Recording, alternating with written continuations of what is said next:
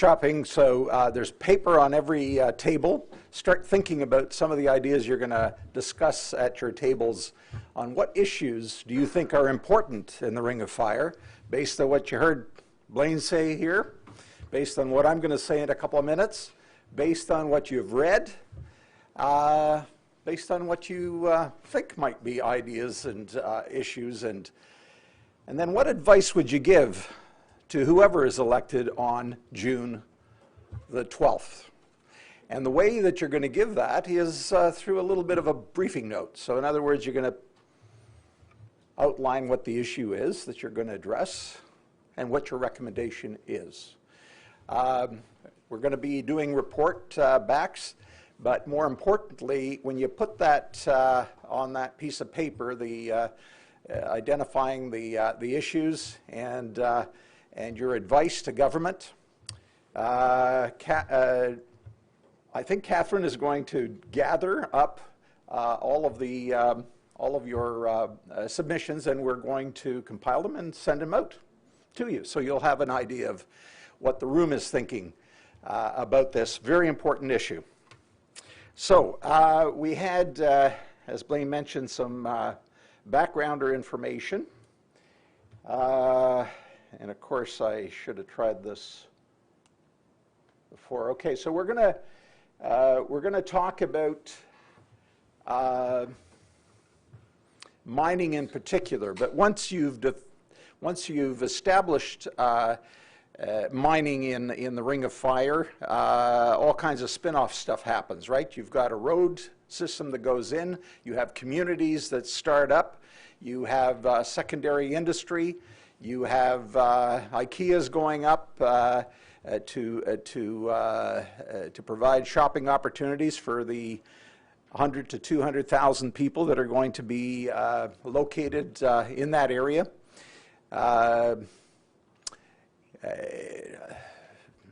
Sudbury is about 160,000. Some people say that there's at least one Sudbury up there, if not two. So that's the kind of infrastructure we're going to have to look at. But it all starts with some preliminary decisions that have to be made about getting up there, making sure that we take advantage of this great gift that was given in this province, in this country.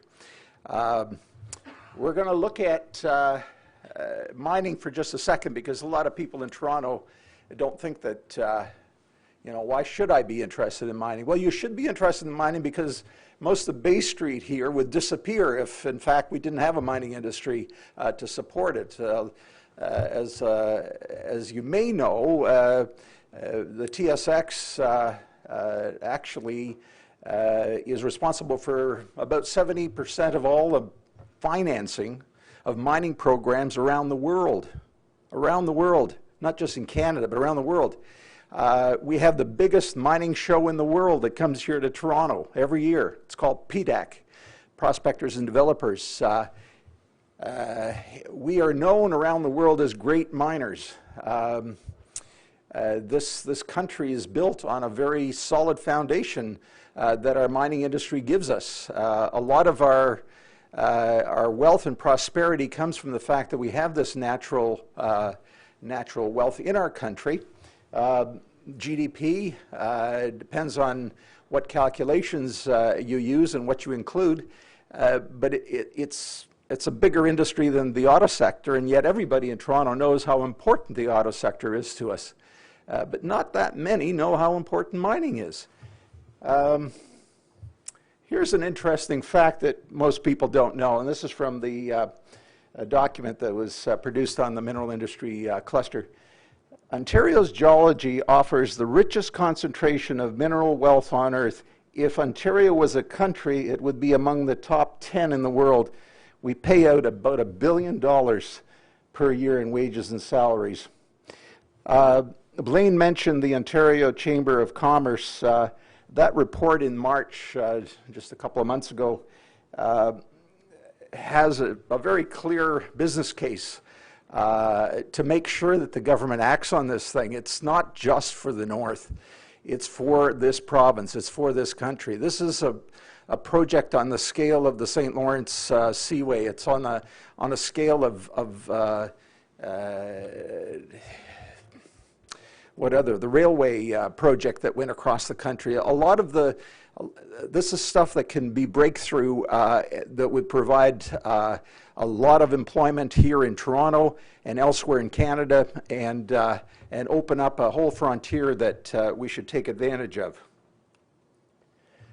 So we saw this slide, and you can see that little red ring of fire. And it's either Johnny Cash or some interesting executive that coined the phrase, but anyway, it's stuck. Ring of fire is up there. It's not just the chromium deposits, though, that are usually talked about. It's all these other things that Blaine mentioned, and a lot of the minerals haven't even been explored for. When I was taking mining engineering at McGill. They said you can't find diamonds in North America. You can't find diamonds here in Canada. It's just not, geology's not right. And all of a sudden, hey, they're all over the place. I think we've got 5 diamond mines, and one of the really nice ones is up there in Apawataskat. I'll pronounce it yet. But anyway, De Beers is up there, and there is a wealth of minerals that will be found and product made, and hopefully, as Cliffs wants to do, processed in the immediate vicinity, that will also add to the economic activity that happens.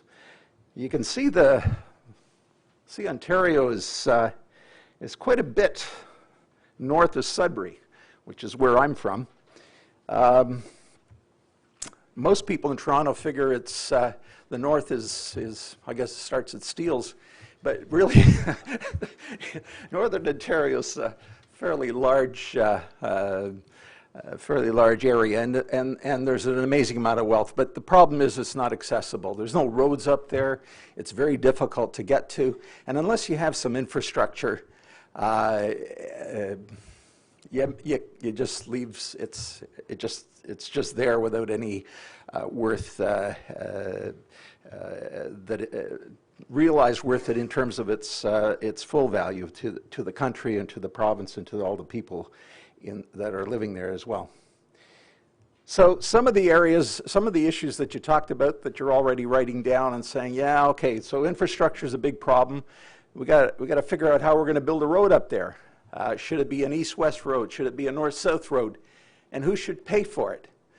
Cliffs was ready to pay for their road, $800 million. They were going to build it themselves and then give it to the province after the mine was mined out. Well, that fell through, and I'm not sure we'd get that deal again.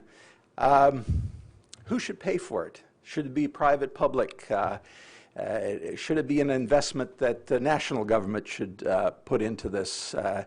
Should it be shared? All of that kind of stuff. The infrastructure that comes with an economic base of building a city. How do you make sure that you don't just build temporary facilities that basically aren't sustainable after a resource is mined out? So that's the kind of thing that we have to think about. Of course, the First Nations should benefit by this more than any. Right now, mining employs more First Nations people than any other sector in Canada. And we need to be able to make sure that there are good quality jobs. In my organization, MIRARCO, we're into mining innovation, mining research. I have one and only First Nations PhD in mining. It's in mining ventilation. We should have dozens. We should have a whole lot more ready to take on the management positions that are going to be coming up. We need access, Aboriginal access to engineering that I know Brian's institution is doing at Queen's, and will be doing up at Laurentian and elsewhere. How do we make sure that that happens? Where's the engineering profession? Where's the engineering profession in terms of priority setting and solutions? Used to be C.D. Howe. Somebody mentioned the C.D. Howe Institute. Last time we had a great engineer that at a cabinet table that actually created wealth, set up the grain elevator system across Canada, and where is the profession in terms of encouraging the best of us to take up this kind of leadership position in the political arena? Lots of teachers, lots of lawyers and accountants and even doctors, but not too many of us in the engineering profession are in cabinet helping steer a very technologically sophisticated society where it should be going. And can we do it perhaps as a profession? There's 86,000 of us around this province, and we should be influencing the three leaders that are now out in hustings and looking for our guidance. What the heck should we be telling them? And that's the kind of thing that you're going to come up with in terms of your advice to government on what the issues are, the top three, and what they should be doing about them. So here's on the infrastructure some of the ideas that people are thinking about. This is from an organization called CEMI. It's Center for Excellence in Mining Innovation. Do we put in a railway? It's about $1.4 billion to get up there. About $800 million for a road system.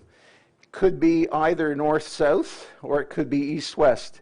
Different economics and also different groups that are championing one versus the other.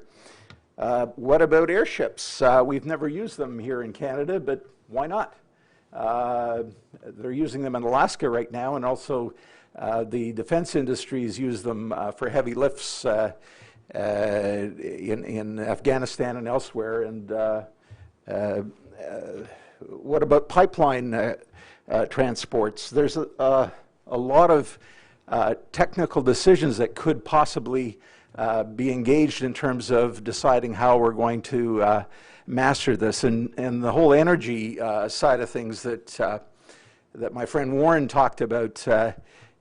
How are we going to make sure that we do things responsibly, take advantage of some of the ideas that he mentioned this morning, or I guess it was this morning, and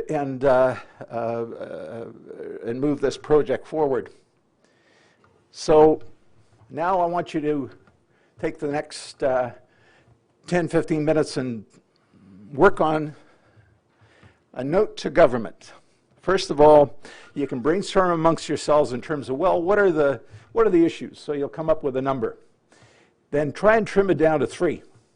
And then try and trim down one issue that you're going to say, okay, here's what we're going to recommend. Either on the First Nations side, either on the environmental side, either on the infrastructure side, on whatever issue your table thinks is of importance to government. And then you're going to report back, and we're going to hear you talk about it. And those that won't have a chance to talk before 4 o'clock, we'll have that in the compilation. Right, Catherine? Good. Okay, go ahead.